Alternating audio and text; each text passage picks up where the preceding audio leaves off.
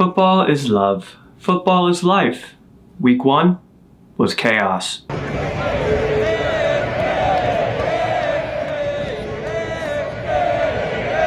Welcome back, everybody. Today we are going to be diving into my Week 2 power rankings. As always, if you want to see the full 32 team list, make sure to head over to my website, buffalovoy.com. Check that out. Let's dive right into number 10. Coming in at the number 10 spot, I do have the Cincinnati Bengals. And yes, they did have a very, very rough week 1. Burrow only had 80 passing yards. They scored 3 points. They didn't look a whole lot too good. However, the Bengals usually start slow, and Burrow has never had a full training camp or a proper training camp. You know, he's been injured the last couple of years. He's had COVID. So I'm not making excuses for this team, but we've seen them put it together towards the end of the season the past couple of years after starting slow. Like last year, they started 0-2, and 0-2 teams don't really make the playoffs. They made the AFC Championship and almost made the Super Bowl again. The Browns were beating them up so bad that he started doing crossovers like he's Michael Jordan, which is straight up disrespectful, and I get it, but when you're beating someone that bad, you don't care. You feel like you're on top of the world. In that game, the Browns were on top.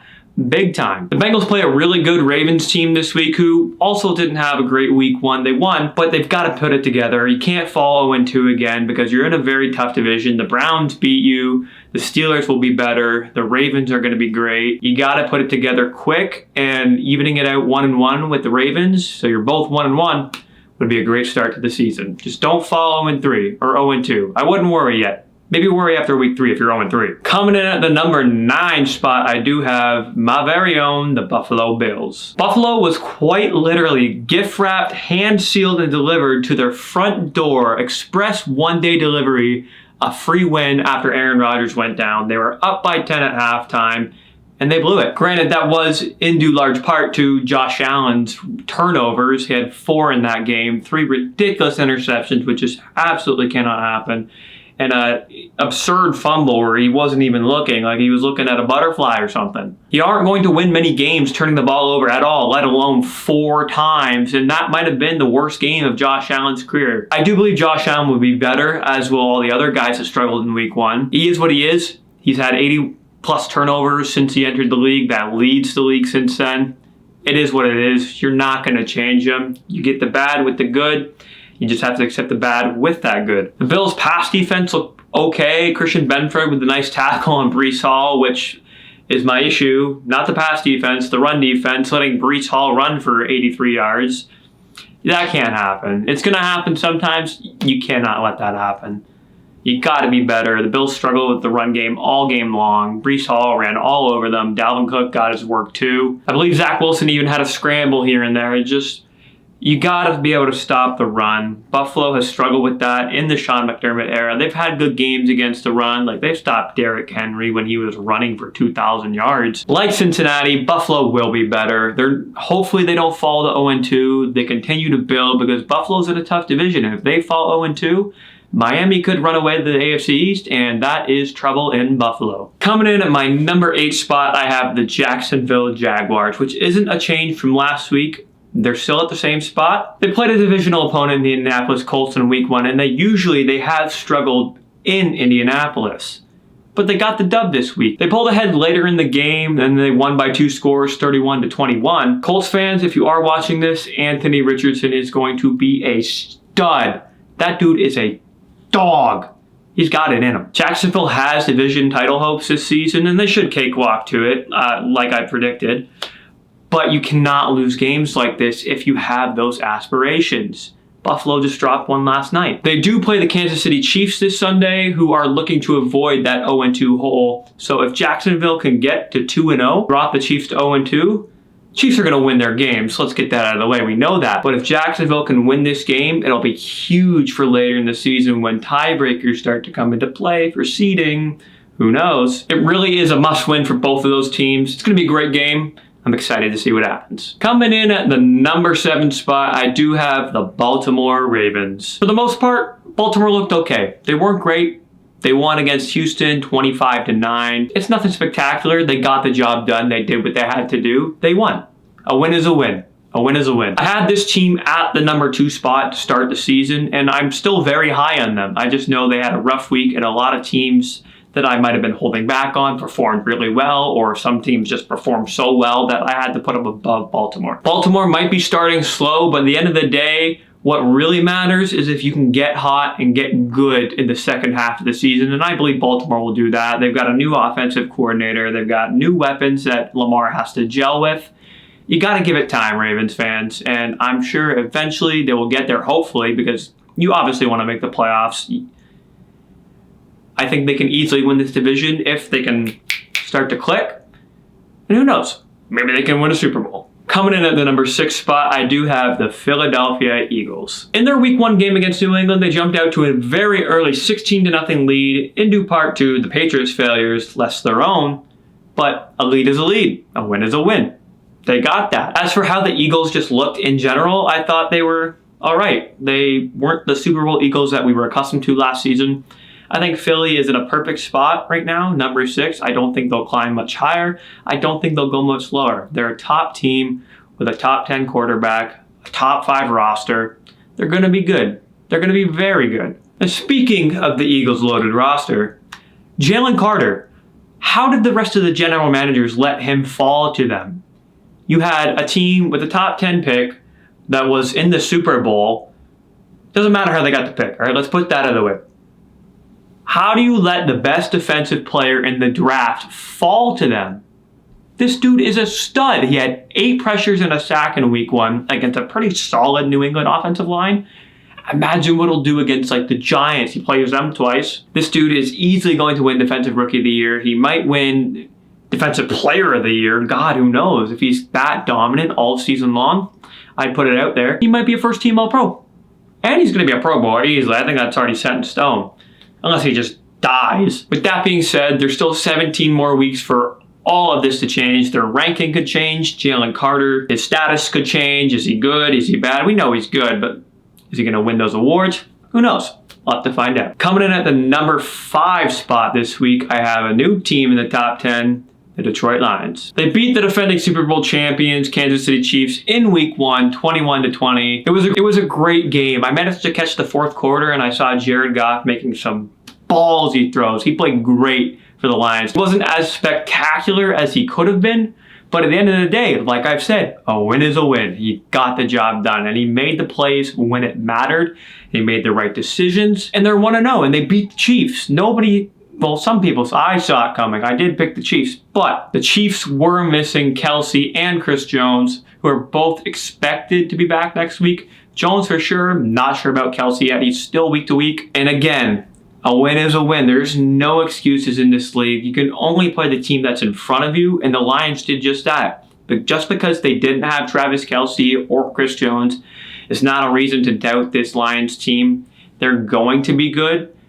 They just have to continue to build on it, not ride the high too much, learn from it, and get better. Speaking of Detroit Lions getting better, did you see Aiden Hutchinson's game? He was dominant. He didn't pick up anything on the stat sheet significantly, sacks, but he was just all over the place. He put Jawan Taylor on skates. He dominated. This dude is going to be a stud, and I'm excited to see where he goes from here. It's only up for him. Great pick by the Lions. I'm still shocked he fell to them. He dominated them all game, and I have a feeling he's going to be dominant all season, and hopefully Detroit got themselves a perennial Pro Bowler and hopefully an All-Pro. Now for the number 4 spot, and this is a team I'm high on, even though I don't want to be the Miami Dolphins. Remember Tank for Tua in 2019? That's the Tua that's here. He's arrived. He is a dog. Elite accuracy, elite ball placement, great reads, great decision making. What's there not to like about Tua Tagovailoa? I hope I said that right. Who knows? The Dolphins offense dominated the Chargers on Sunday. Tua had 450 yards. Tyreek had 200 yards. You can't guard him. Tyreek is just too good. He's small. He's really fast. And he pretty much catches everything. How do you stop that? He's like Olympic level speed fast, quick. You can't stop that. It's unfair almost, especially with Tua's elite ball placement. That guy just got to run, and Tua will get it to him on a dime. That's scary. I truly believe that he would have gone for 2,000 yards last season if Tua didn't get injured. Tua missed 5 games or something like that. If this Miami roster can stay hot healthy and consistent, they might cruise to an AFC East title. And as a Bills fan, that pains me to say, but you can't hate greatness. Miami is going to be a great team this year. Coming in at the number 3 spot, I do have the Kansas City Chiefs. They suffered a pretty disappointing week 1 loss, 21-20 to the Detroit Lions, a very good Lions team. That's kind of weird to say. A very good Detroit Lions team. All right. They were missing Travis Kelce and Chris Jones. Not an excuse, like I've said. You got what you've got, and you got to go win ball games. The story of the game wasn't even the Lions winning or Mahomes losing. It was Kadarius Toney. Kadarius Toney might have had the worst performance by a wide receiver in history. Maybe not the worst, but it was up there. He had a pass dropped right perfectly in his hands, and it turned into a pick 6. He dropped it, and that's the reason that the Chiefs lost this game. That pick 6. If Toney catches that, the Chiefs probably win, and it's plain and simple. I'm not here to make excuses and nitpick, but let's be honest. They probably would have. Chiefs are still the team to beat. They're going to be the team to beat until they're out of the playoffs. It's just that simple. They've got Mahomes. They've got Andy Reid. They've got Travis Kelce. They might have a wide receiver problem if Kadarius Toney can't put it together. But for the most part, they'll be fine. They basically won the Super Bowl last season, except they don't have Juju Smith-Schuster anymore, who's on New England. I don't think anybody should be worried about Kansas City unless Patrick Mahomes is out for the season. Plain and simple. We're getting towards the end of the list now, but coming in at number 2, I got the San Francisco 49ers. They jumped 7 spots on my list this week, and the only reason I had them so low in the first place is because I personally was concerned about, 1, Brock Purdy's elbow. We saw him hurt it in the NFC Championship game. He had to get surgery, and getting elbow surgery for a person's job who is to throw the ball using the motion of their elbow, not very good. On top of that, I was concerned about how good is he actually? How is it going to be when he steps into the full starter role for a full offseason? And he's the guy. He's the guy in San Francisco. He looked great. He looks like a 10-year vet behind that line. Command of the offense is great. He's going to be good. I don't think he's a superstar. He's good enough. He's like a Kirk Cousins. Brock Purdy is Kirk Cousins. Their defense is just incredibly loaded. They got Nick Bosa signed to that extension, so he's not on a holdout. He's there, he's playing, he's balling. He wasn't even the guy that led the team in sacks that game. The benefit of paying a guy like Brock Purdy so little is you can stack up the defense with more talent. You're not paying Purdy $40, $50 million. 49ers are loaded. They have a great QB on a cheap contract, like $900,000, because he was the last pick in the draft. How did Brock Purdy fall to the last pick in the draft? They should pretty easily stroll to a division title. I think Seattle's still going to be a good team. The Rams have been surprising in week 1. They beat Seattle. And the Cardinals suck. Nobody cares about the Cardinals. As long as they can stay healthy, they should be able to make it to another NFC Championship game for the third straight year. And hopefully they can go to the Super Bowl this time because third time's the charm. Now, for the number 1 spot, you could probably figure it out by now, and you probably disagree with me, but that's okay. I don't care. Coming in at number 1, I got the Dallas Cowboys. And oh, baby, America's team is loaded, and they dominated the Giants 40-0. 0. Shutout. Nada. Whatever you want to call it. The Giants scored no points. Dallas loves this. The rest of us hate it because nobody wants to hear about the Cowboys. But if the Cowboys are good, they're going to get talked about a ton. But let's put the jokes aside for a second and put our real common sense hats on. Dallas has talent on both sides of the ball. Micah Parsons, Stephon Gilmore, Trayvon Diggs. I'm sure they've got some more dogs on that defense that I just can't name because I'm a casual. Dak Prescott, a lot of unnecessary hate. He's not great, but you can win with him. CeeDee Lamb, Brandon Cooks, Tony Pollard.